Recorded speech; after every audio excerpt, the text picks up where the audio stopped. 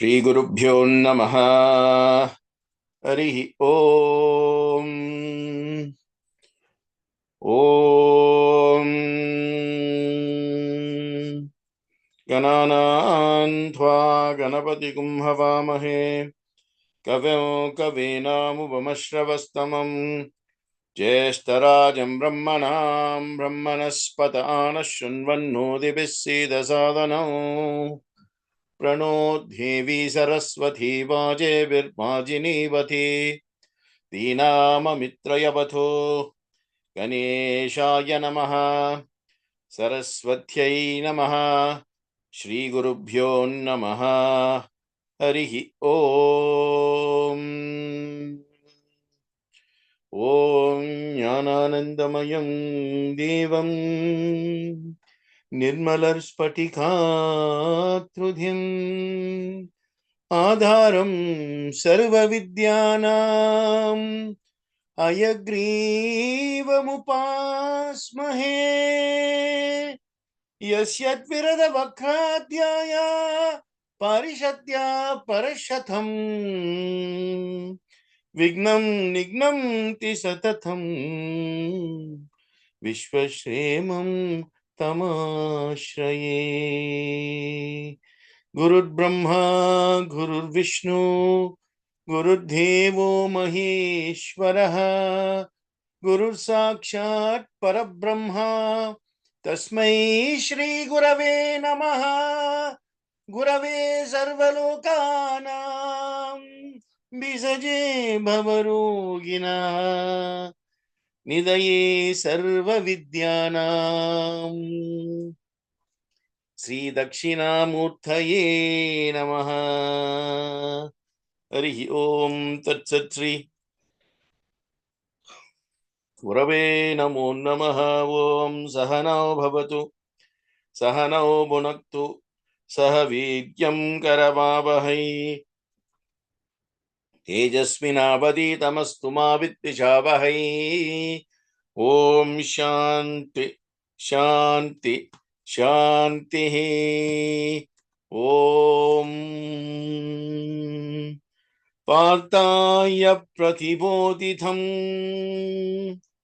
Bhagavata Narayanena Swayam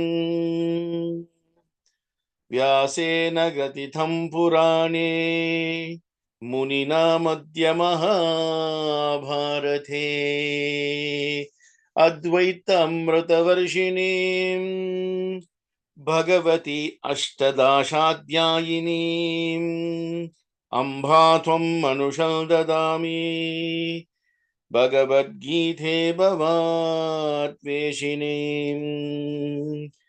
Harihi Om Tat Sat Sri Krishna Yarpanamastu. Om Tat Sat Shubhamastu. Sai Ram and welcome to week 7 in our series on the theme key lessons that we can learn from the Mahabharata. So once again, the aim is not to tell you the story, but the aim is to tell you aspects or abstracts of the story through the characters, the main characters in the story, and by virtue of doing that, highlighting the lessons that we can learn both from the prose of the story as well as from the characteristics of the people that we are looking at. So in that lineage of characters, today we are looking at Duryodhana. Duryodhana, right? Everybody knows he's the primary antagonist in the entire epic, right? Duryodhana, the firstborn of Dhritarashtra and Gandhari. Okay, being the firstborn, obviously, if your father is king, you are technically the crown prince and you stand to inherit the throne by default. However, the fact that Dhritarashtra only got to the throne because Pandu was not able to, because he was, if you remember, I was telling you, he went to the forest and therefore he was made as a caretaker king. Caretaker means interim, right? So, and also by virtue of the fact that before Duryodhana was born, Kunti had already given born to Yudhishthira. So he was already the elder brother. And of course, he was the rightful heir to the throne because his father was king, because his father was not able to sit on the throne for a very long time. Dhritarashtra was made caretaker, but Duryodhana thought, no, my father is the king. Therefore, when he is no longer able to continue, I, the crown prince, should take over. And that is the basis of the entire misunderstanding. So from there, what we need to accept as a fact of life is the quality of acceptance, right? The moment you accept something, you are already on a course of learning and developing. But until you accept it, you are blocking that possibility. You are saying no to that potential, creating a negative source of, what shall I say, a wall, right? A negative wall. And essentially that was what Duryodhana was doing. So he wanted something that he was rightfully not entitled to, and he wanted it because he felt that, inevitable sense of entitlement. Whereas as a righteous thing to do, from the Pandava side, and they were thinking, no, it's actually the eldest brother of Yudhishthira. But if you go behind the scenes, I want you to pause for a moment here and see that it was actually Karna who's the firstborn. But of course, things happen in a way that they did. Karna never knew his background until much later, in the middle of the war. And therefore, the point is, even though you are born in a place at a time which puts you in a high position, but by virtue of, karmic actions, by virtue of what we call, the surrounding geopolitics of the entire, in this case, Mahabharata, it has put him in a place where he had to work against the very people who were his own blood. So the firstborn was always Yudhishthira, right? And then Bhima, and then Arjuna, and then the Ashwini twins, Nakula and Sahadeva. So this was one part. And of course, the Kauravas was the other part. So the war was only between, technically, right? If you take two heads of state, two presidents who cannot agree, because they cannot agree, both countries are at war. So the same thing. If we accept that principle now, in today's day and age, 2025, we know so many things are happening around the world, then we should be able to accept the same thing back in the days of, even in the Ramayana, it was similar. And also in the Mahabharata, also people were fighting for, because they did not get what they want, or they were not given what they want. From the Pandavas' point of view, they were not given what they wanted. And of course, from the Duryodhana's point of view, he felt that he was more entitled to it than anyone else. So let me just tell you the name, Duryodhana. Yodhana means the fighter, warrior. Yodha comes from the word yuddha, yudh. Dharma yudh. The Mahabharata, they said, was a dharma yudh. Dharma means righteous conduct or righteous expectations. Therefore, it was a war on righteous conduct. And of course, one side, the Pandava side, were thinking they were righteous and were behaving righteously, right, in most of the cases. And of course, in Duryodhana's side, he was always evasive of dharma. Whatever he wanted, he tried to get, by divisive means and by, other intentions and other plans and other, what we call strategies, right? That was not quite dharmic, so to speak. And that is why the name Duryodhana means a good warrior, but who's far from the values of a good warrior. So Duryodhana is his name. Now, opposite of that is Suyodhana. Suyodhana means opposite. That means one who's fit to be called a warrior and really behaves like one, right? So in some ways, Duryodhana behaved in a Suyodhana perspective, but I would say 80% of the times he was behaving as per his name, Duryodhana. So that is something which is quite interesting.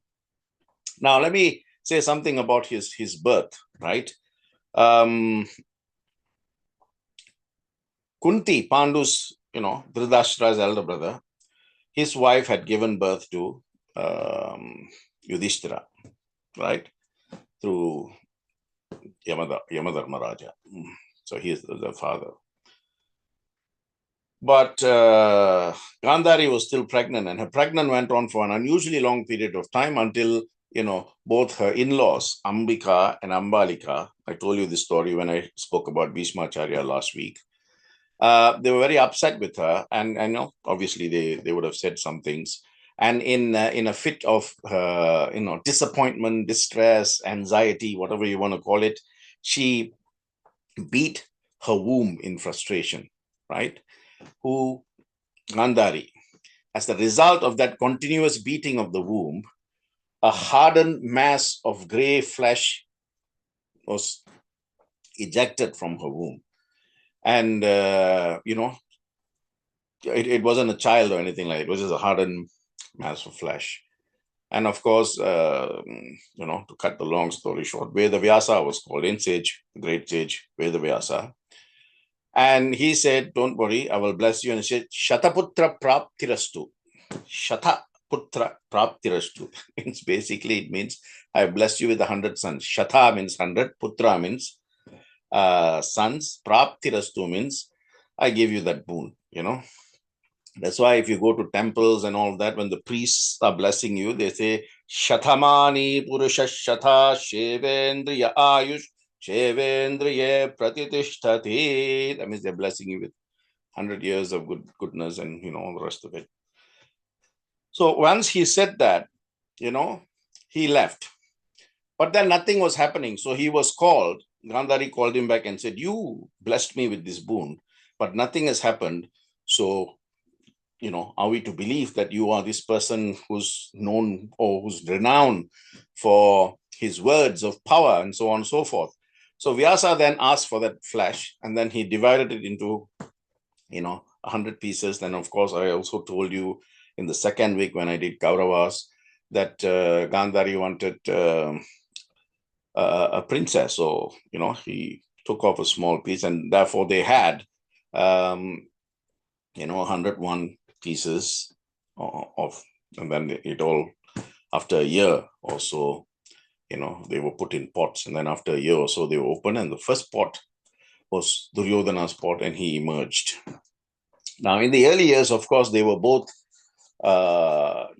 growing up together in the same palace, right? The princes, because both the fathers were brothers. Of course, Pandu had passed on, and Dhritarashtra was king, but the Pandavas were the sons of his elder brother, and of course the Kauravas were his own sons. So it was one household, intended to be a happy household. But of course, when you have positives and negatives, they can always not attract each other, but detract each other from their own paths. But they grew up together, and they went to the Gurukula together. They studied under the same gurus together, but whilst the Pandavas were always in the company of the great Bhishmacharya, Dronacharya, Kripacharya, in Kauravas, in Duryodhana's case, sadly, his uncle, his maternal uncle, his mama, Shakuni Mama, was there throughout. And he was the one who was primarily responsible for what you call, perhaps using the word brainwashing might be too strong, but for want of a better word, right? He was the one who was constantly putting stuff into Duryodhana's head, right?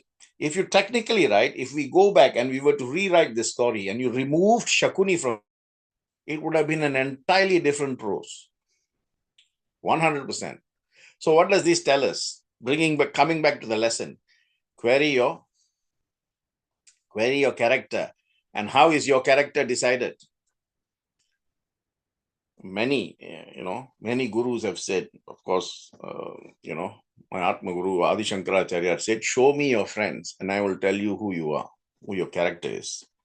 So Shakuni, being the main promoter of all these adharmic qualities, was technically responsible for the way in which Duryodhana turned out, right? From the young age, Shakuni has been feeding, and he grew up with that nutrition of adharma, right? So you can imagine what he would have turned out to be. And he never called his cousins, right? He says, we are the descendants of Kuru. You are just sons of Kunti. O Kaunteya, to say, O Kaunteya, sons of Kunti. Not sons of, my big uncle, who makes you all, my cousins, my first cousins. Not once. He always called them, it's Kaunteyas. And of course, they also learned in the same Gurukula under, Guru Dronacharya, Guru Kripacharya. And of course, some of them had other trainings, like last week when I spoke about Bhishmacharya. I told you he had so many gurus, and that is why he was such a powerful character, right? No one else in the entire history, right? Even if you take Krishna, if you take Rama, they had one guru each, right? Rama perhaps two, Vashishta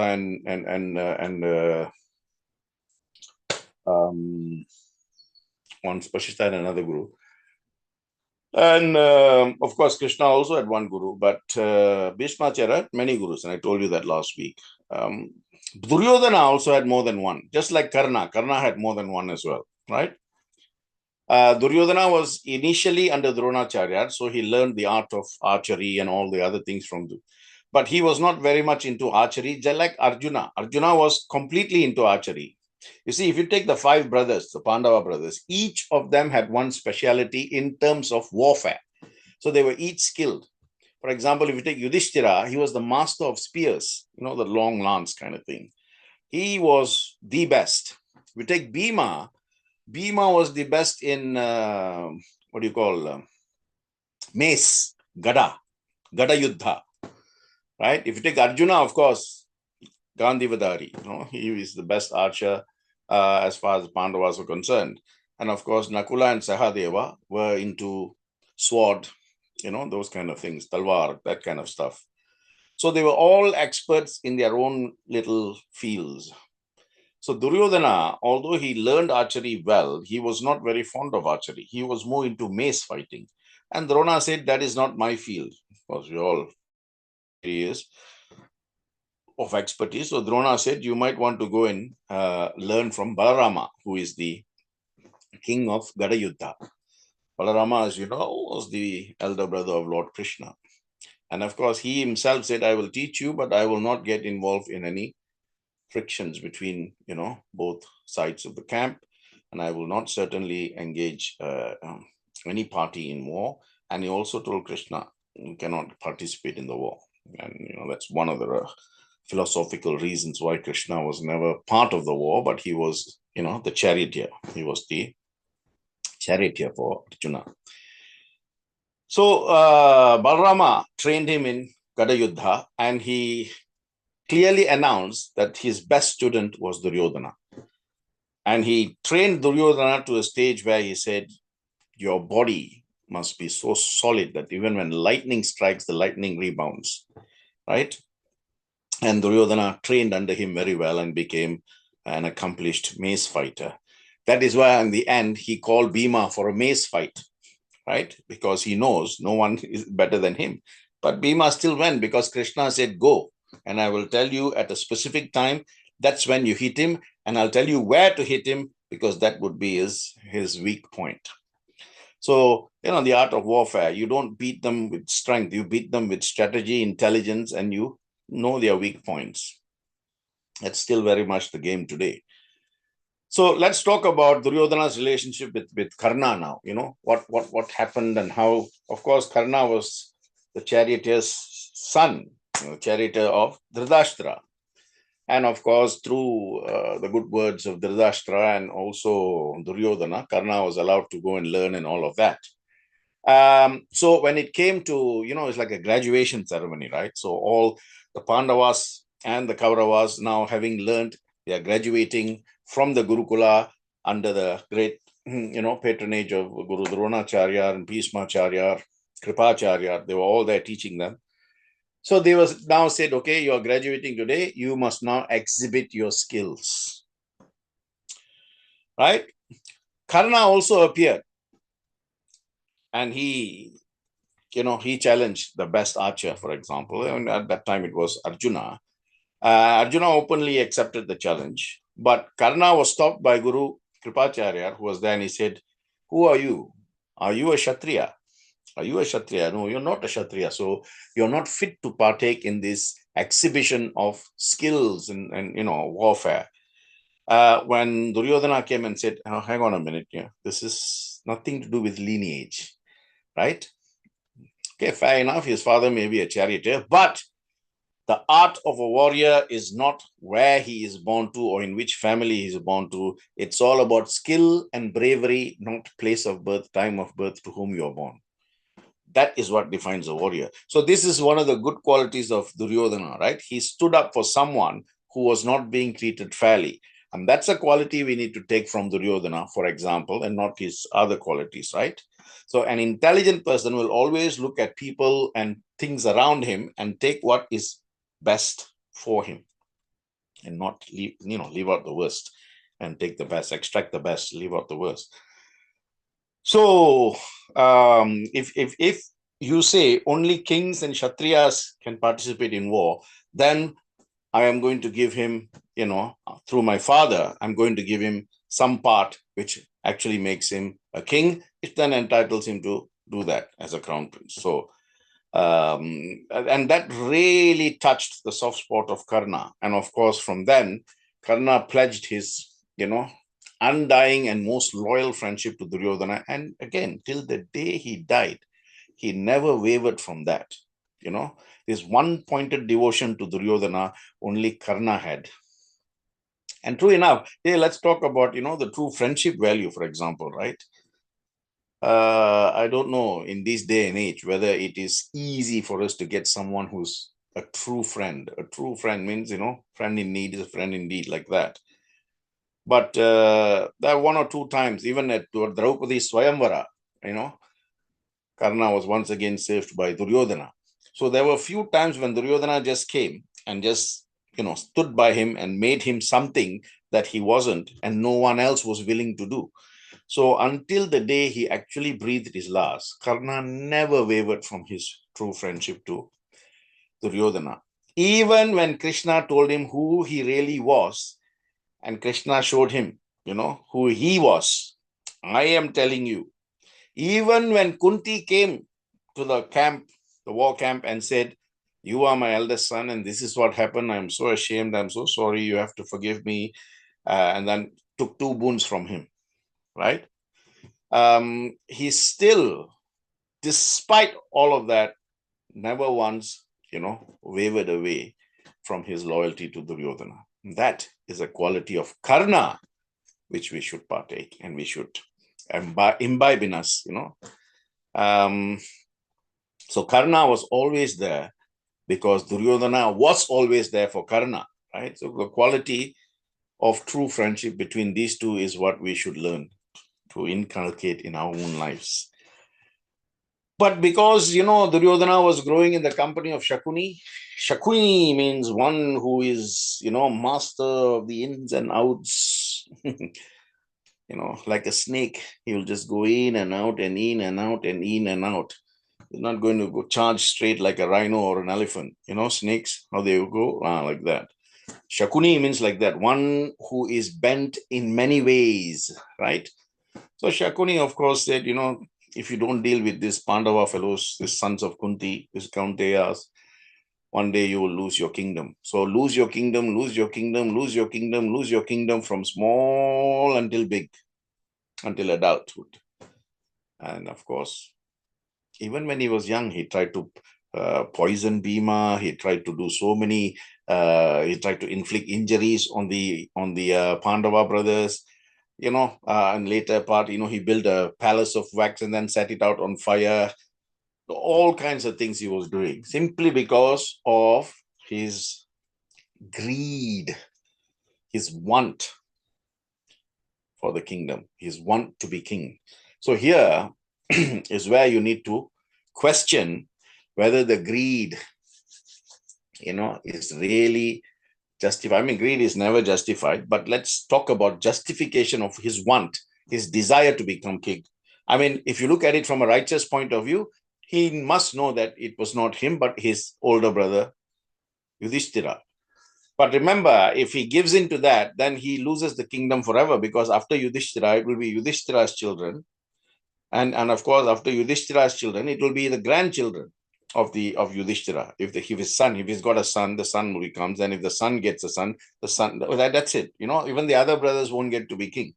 I'm talking about Bhima, Arjuna, Nakula, and Sahadeva. So that's the situation. But he didn't want that. He wanted to become king and then pass it on to the Kuru dynasty to continue. So, this is again, Shankaracharya clearly said, Muda jahihi tanagama trishnam gurusat buddhim manasivi trishnam yalla bashe nija karmophatam nittam thena vinodaya chittam. He says, hey Muda, hey fool, jahihi tanagama trishnam. He said, move away from this thirst of wanting this and wanting that, right? Guru satbuddhim manasivi trishnam.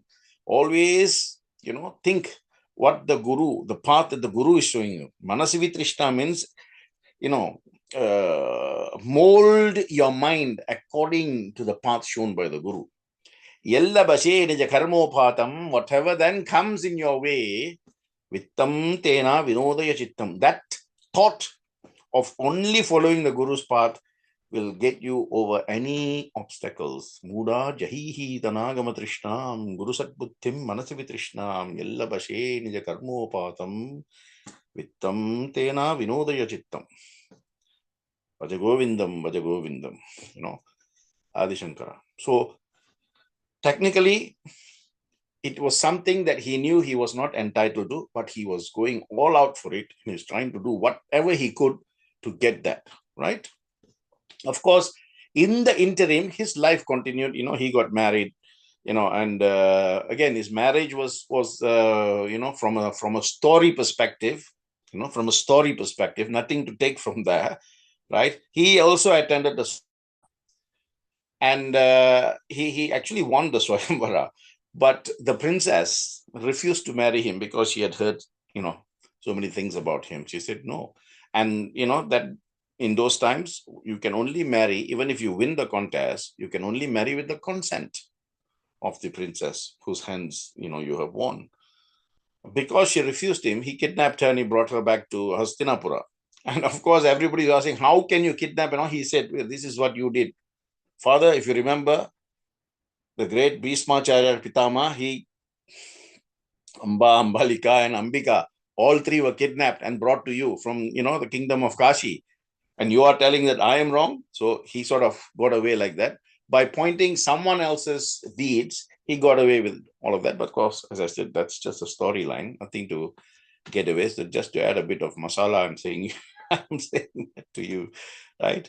Then, of course, the idea of calling the Pandavas and saying, okay, it's not working out, all of us living together. So we will give you one part of the country. You go and you develop it. So that's when they divided the kingdom into two. But they took the most greenest side and they gave the abandoned, barren land side to the Pandavas. That was called Khandava Prashta. Khandava means nothing there. Khandav. Empty, barren, nothing less than that. The Pandavas accepted and went. And Krishna said, take whatever they're giving, let's go.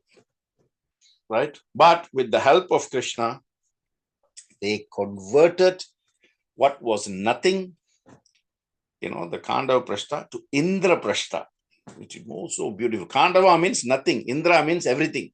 Indra Prashta, like Indra Yoga, Indra Loka, like that.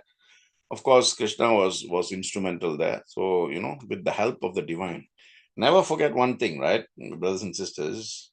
Never think you are alone when you are facing difficulty. This is the human mind thinking, I am so alone. God is not there. He is not doing anything. That is your human mind. The base mentality in which you are accustomed to thinking. Now, if you convert it to another way of thinking, and every time you're in a problem, right, if you think, he is in charge, he will get me out of it. He will get me out of it. That faith is enough to get you out. And thus having Krishna with them, right? Of course, only until later, Arjuna saw the Vishwarupa of Krishna. As far as they're concerned, Krishna is X, Y, Z. But they don't know he is the ultimate, right? I'm talking about Mahabharata here, okay? So, having him meant they could do anything, right? Duryodhana was the crown prince of Dhritarashtra. Dhritarashtra was blind. Duryodhana had sight. He had full vision, but still he was blinded by greed. So the son of a blind man can also be blind even with sight. That is the lesson for you to learn from that, right? Then, of course, the poisoning didn't work. The wax palace didn't work. All these little things that Duryodhana tried didn't work.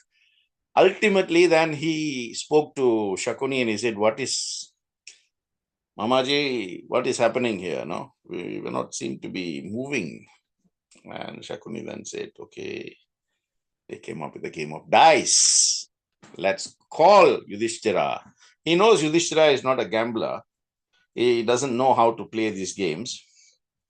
However, Yudhishthira, he knows, is the king of Indraprastha. And if you, the crown prince, through Dhritarashtra, extend an invitation to him to come, to foster relations. That was the basis on which the invitation was sent. To foster relationship between Hastinapura and Indraprastha, you're cordially invited to participate in a friendly game of dice between Duryodhana and yourself. Of course, little did they all know that when Yudhishthira accepts it and he comes with his brothers and Draupadi at the same time, Duryodhana changed it and said, "I am not feeling very well, so I'm not up to playing, but Shakuni Mama will play on my behalf." And Shakuni is the master of, witchcraft and all those kind of things. So he had taken his father's bones and made the dice from his father's bones. And then he had the power to control the dice. So if it's going to fall at a 5, he can make it fall into a 6 or vice versa. He had that, power, that sense of control he had. And of course, you all know the rest of the story. They played the game, and of course, Yudhishthira lost everything. Now, here is where you need to stop and think, right? They say a clever gambler knows when to stop, right? But a foolish gambler will carry on thinking that he can win back whatever he has lost, thereby accumulating his loss, from one level to another level to another level until to a point where he can no longer recover because he's lost himself in the game. So you need to stop and think, exercise discrimination. Viveka is 100%. I've often spoken in my discourses about the 3 V's, V, and V, right? The first V is Vicharana. Vicharana means investigation. The second V is Viveka. The third V only is Vak. So basically, the science of the 3 V's says that before you do anything, you investigate. You investigate by exercising sufficient or adequate or appropriate discrimination. Only then you speak. See, because Vak is the last of the 3 V's. But is that what is happening in Kali Yuga? Everybody speaks whatever they want without exercising any sense of discrimination. What should I say? What can I not say? What should I not say? Is this the right forum? Those things are never. That is all discrimination. And without any sense of investigation. Before somebody comes and tells you, ask, did you investigate? Did you, talk to the right people? Did you discriminate the information before you spoke? So this is what Yudhishthira should have done. He should have stopped the game and he should have said, I think I've had enough, because he's a king. He can stop the game whenever he wanted. Or he could have said, I need, a few minutes to talk to my brothers. We've already lost the kingdom. We've lost this. We've lost that. And I'm talking about this before he put his brothers as a wager. Before then, after everything, he finally put his brothers and finally put his wife as well. Now, here's the question Draupadi asked in the court when Dushasana was trying to derobe her. He said, Yudhishthira had no right to put me as a wager because I am not his personal property, right? I am the wife of the Pandava brothers. So he had no right to exercise a collective right to put me as a wager, which is a very valid thing. But the fact that he had lost his 4 brothers, before he put Draupadi as a wager, was what Duryodhana came back and he said, what right have your husbands got when they themselves have become our slaves? Now, the fact that they have become our slaves because Yudhishthira put them as a wager and he lost the game of dice means we own them. And when we own them, we own whatever they own. A fantastic argument, As a lawyer, I can't fault that argument, from a legal perspective. But from a dharmic perspective, yes, very questionable, right? So that sense of discrimination you all should have, right? When you talk, from a vocational perspective and you talk from a dharmic perspective, you must exercise sufficient discrimination in both. This is called discerning, right? The dharmic path from the adharmic path. So anyway, to cut a long story short, they lost everything. And of course, Draupadi was also put because many times, in the relationship, she had said things to Karna, she had said things to Duryodhana, she had said things about Dushasana, because they were obviously not behaving properly. So she said what she had to say. And this, of course, was always a bone of contention as far as the Kaurava brothers were concerned, particularly Duryodhana, right? Because once when they were invited to Indraprastha, and Indraprastha was so beautiful that one part of it was illusory, right? So they saw a beautiful lake and they thought it was a lake and they fell into the lake. So everybody was laughing at them because they were technically in the main court. And so this little embarrassments and insults really built. And, once and for all, Duryodhana said, okay, bring that woman, drag her into the court and derobe her. So that will be the final hit on the Pandavas and also on her because she's got a big mouth on her, right? And the Dushasana, of course, was trying to derobe her. And I said to you that he could not because she cried out to Krishna and Krishna was, making sure that the sari was never ending, right? And I also told you why Krishna took some time to come because she put God in a geographical location. And first she said Vrindavana Vasa, then she said Madhura Bhasha, then she said something else. And finally he came, he saved her. And they decided, after much deliberation, they said, okay, it was decided that they should be sent away for 13 years. This is the, Vanavasa. And 1 year, Ajnanavasa, which is, they have to be incognito.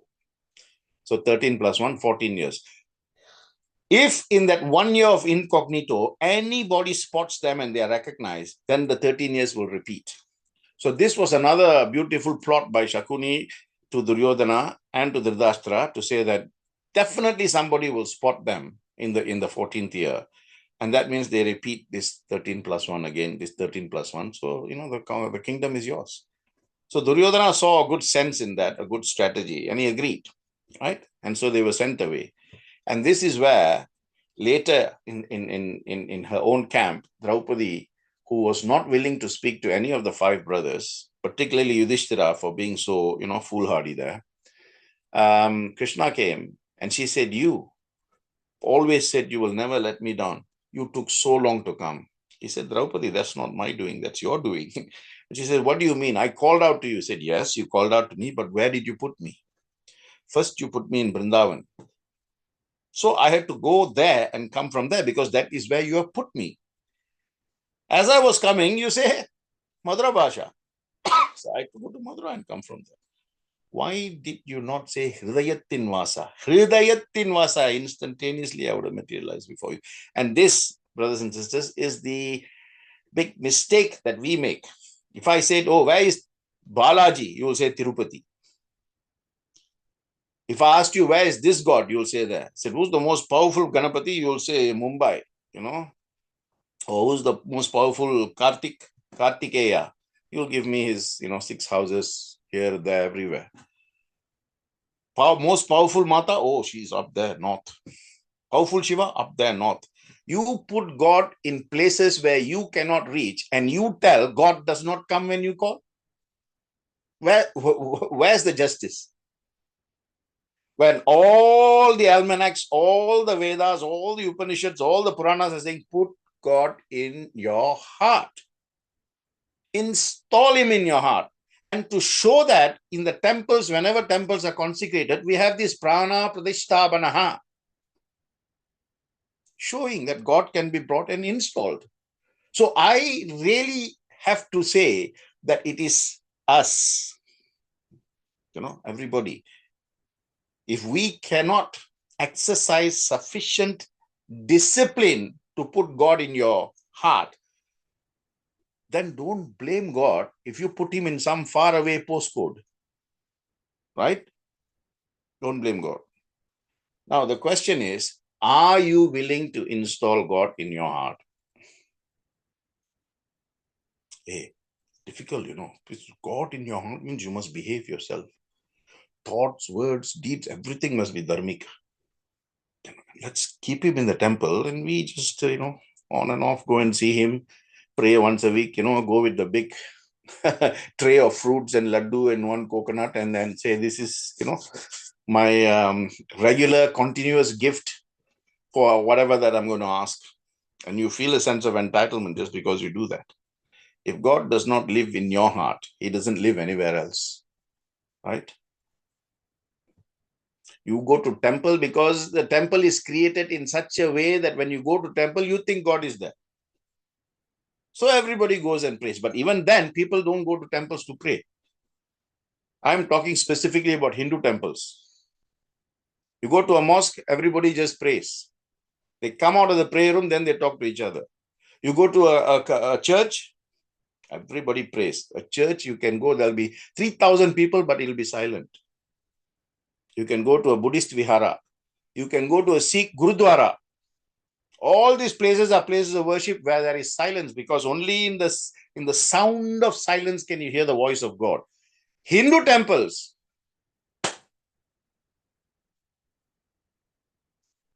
you can't even hear the chanting by the priests because everybody is so busy talking to each other, catching up. It is a social hub.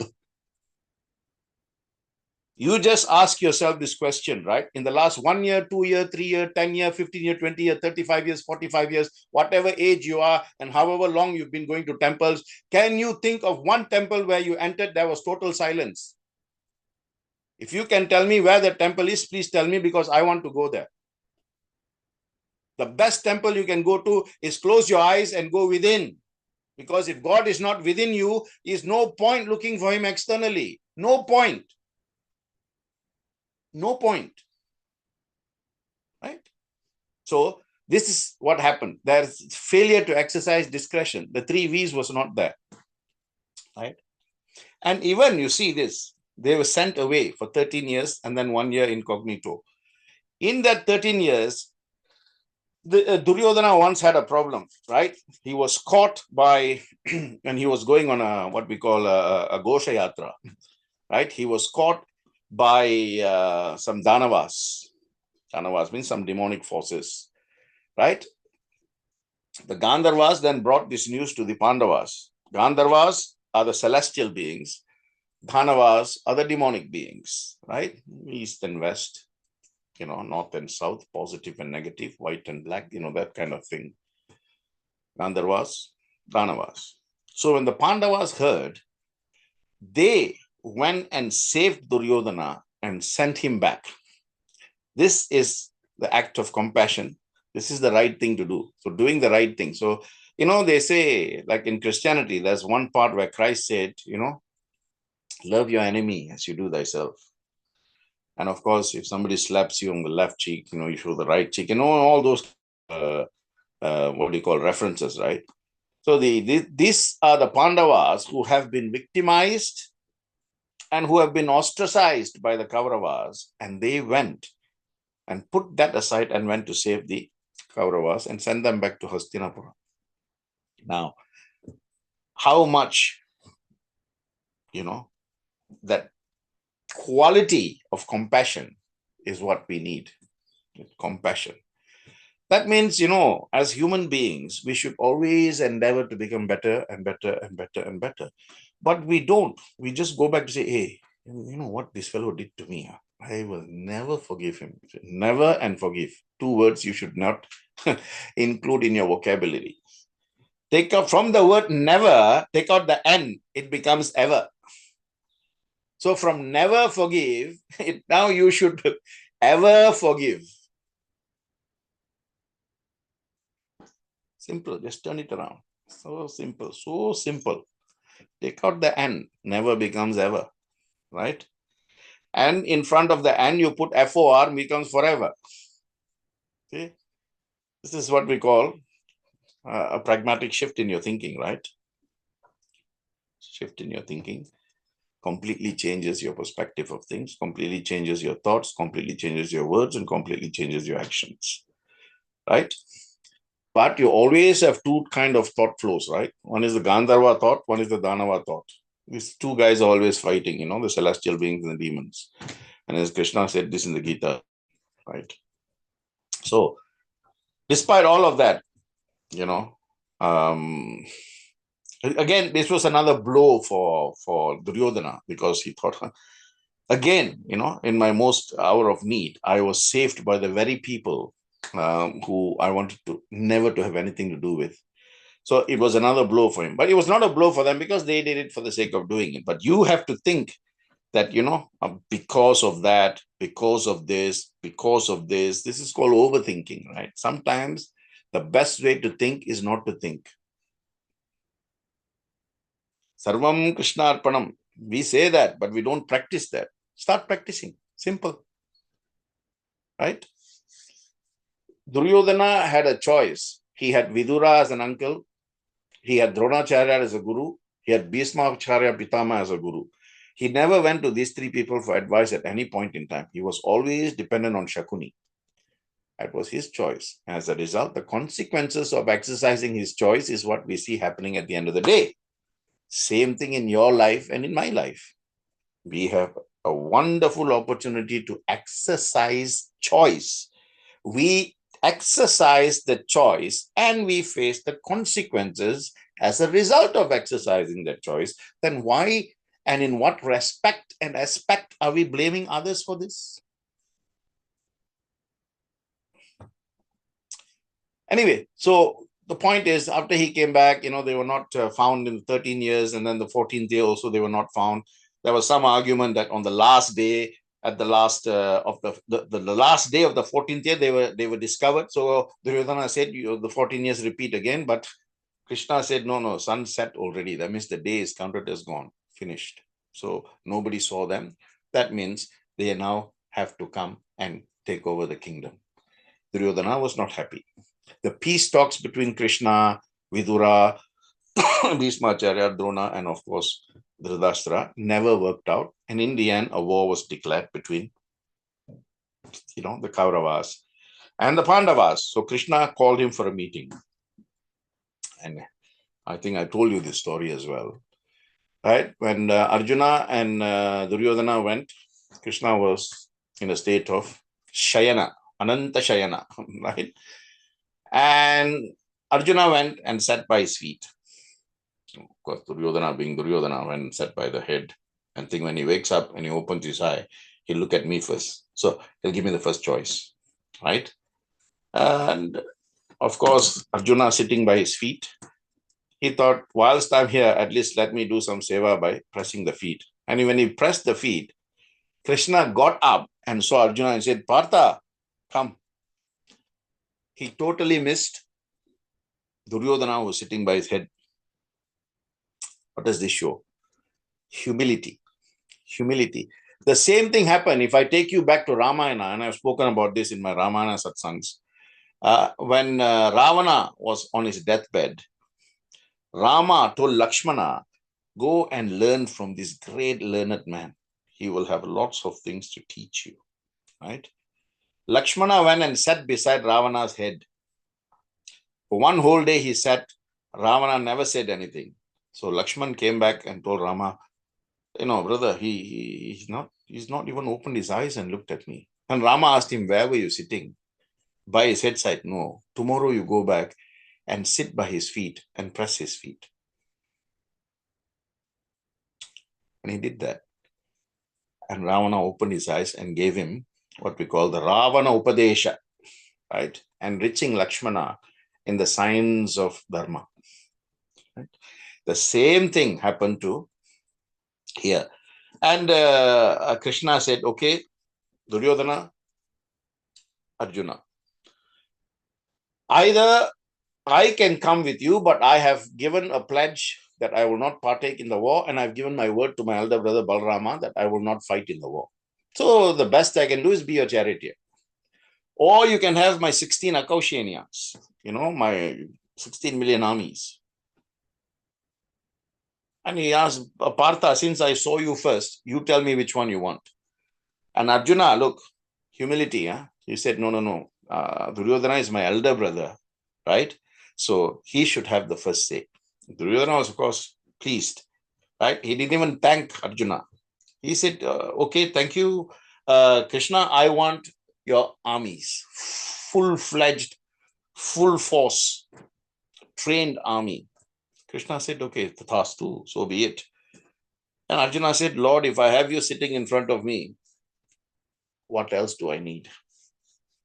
Krishna, if you are with me, why should I fear? That is why Swami says, why fear when I am here? Right? But we often forget that.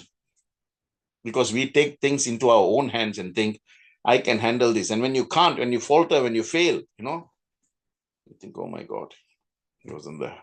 He wasn't there. Right? So the quality of humility and being humble. Right? So, of course, Duryodhana was happy that he's got, Krishna's arm, and he went back very happy, shared the news with everybody. Of course, Bhishmacharya and Dronacharya looked at each other and said, idiot, you should have taken Krishna. Right? But you see, sometimes the wrong choice ultimately cannot give you the right result. The wrong choice will always give you the wrong result. Right?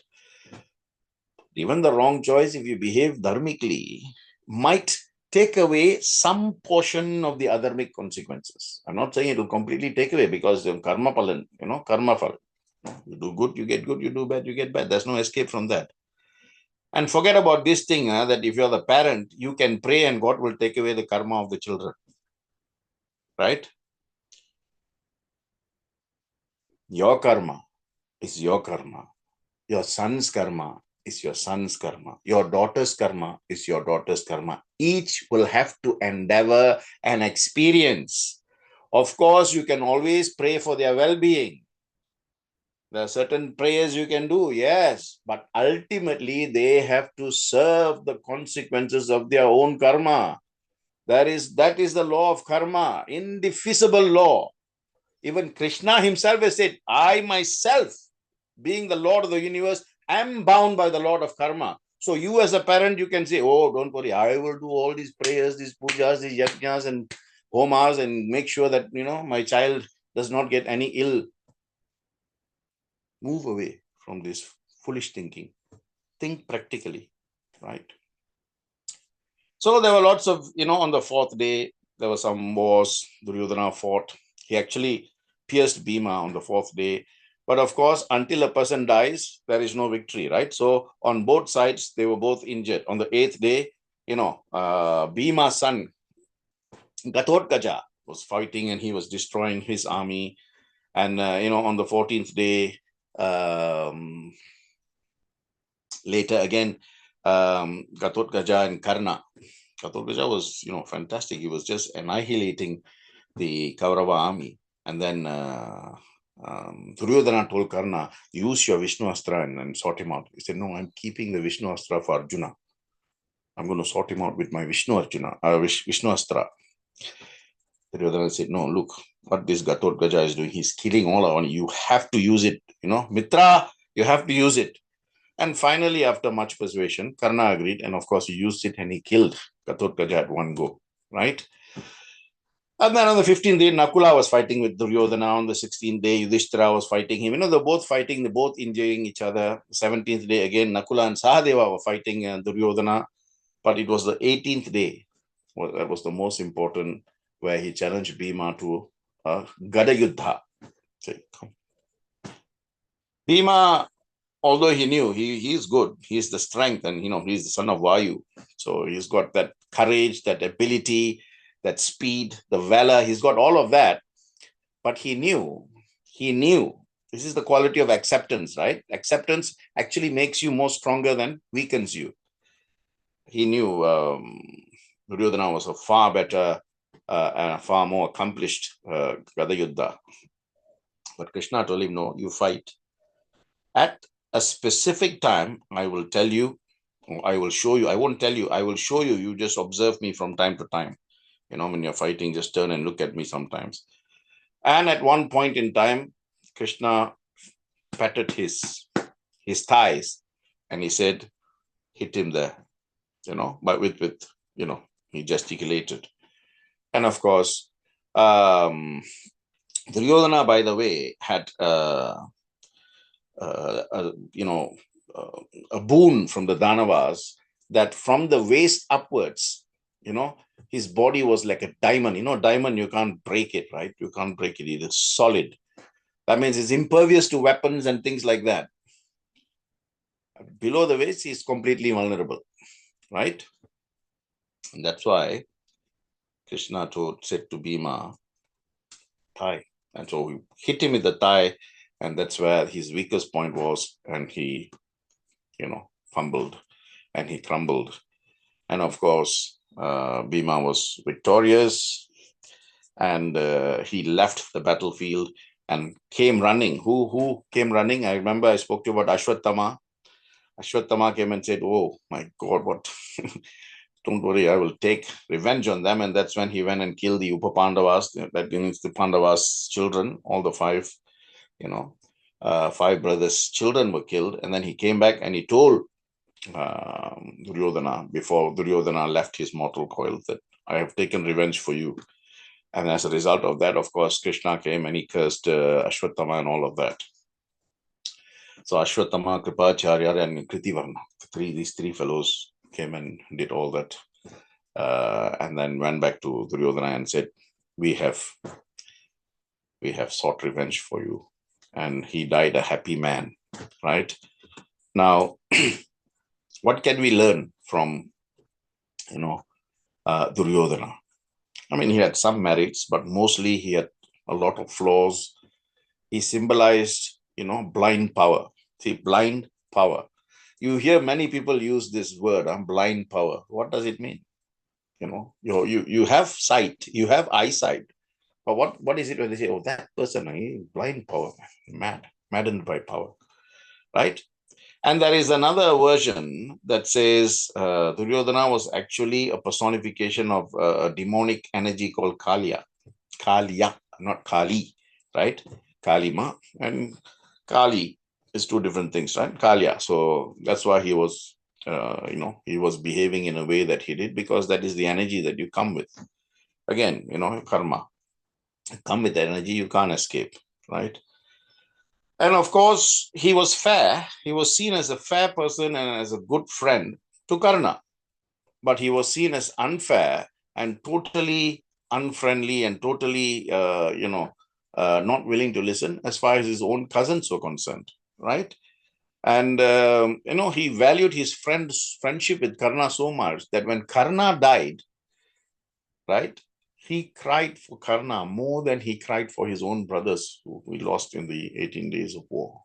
Right? That is a good quality, despite his strength as a warrior and cunningness, right, his defining feature is ultimately his ego. He was so egoistic. Ego must go. If you don't forego your ego, then you will never, because that is a wall that says, drop everything before you come through that door to see me, right? Hence, Shiva is in nothing except a loincloth, right? So he says, drop everything, completely be yourself. Only thing you should put on your body is Bhashma, right? Hence you have the bhajan, Bhashma Bhushitanga Chandrasekhara, So everything goes. At the end of the day, you come to me how you went, just flesh. Come back to me like that. Also, something we can learn from Duryodhana is the quality of jealousy and greed, right? Kama, Krodha, Lobha, Moha, Mada, Mamada, Matsarya, Ahamkara. This should not have, called the Ashtadoshas. And verily, Duryodhana represented these Ashtadoshas, right? And also, if you have this greed and this, what do you call, jealousy, it's a poison. It's a poison that grows and grows and grows and grows into a big old tree. And even though you have good people around you, you will always be attracted to the bad energy. So, as I told you, he had Bhishmacharya, he had Dronacharya, he had Kripacharya, he had the wise age-old Vyasa was there from time to time. He had Vidura, but he only chose to go with Shakuni. And that tells you that, choice. We have the intelligence, buddhi, to choose wisely. That's why they add the word, the suffix to choose. The word choose, right? There is no prefix, but there is always a suffix. And that suffix is wisely, choose wisely, right? So that is the end of our good friend Duryodhana.